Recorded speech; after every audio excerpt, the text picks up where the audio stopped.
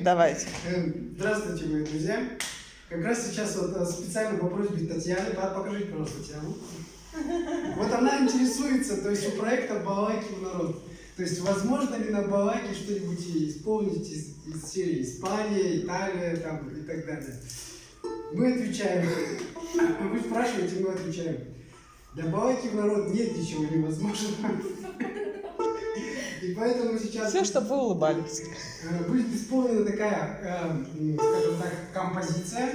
Композиция по просьбе Татьяны, да, которая называется, мы ее сейчас назовем так, итальяно-испанская мелодия с русской душой. Почему такое название? Потому что будет итальянская музыка, испанская, русская и на русской балалайке, то есть душа все-таки русская.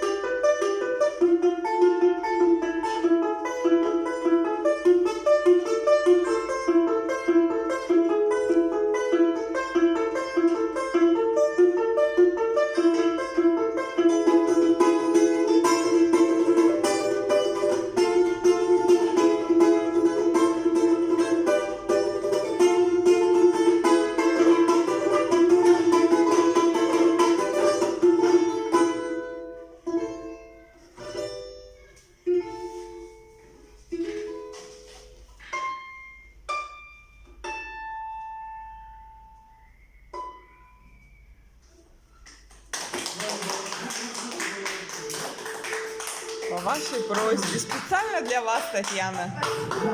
Так.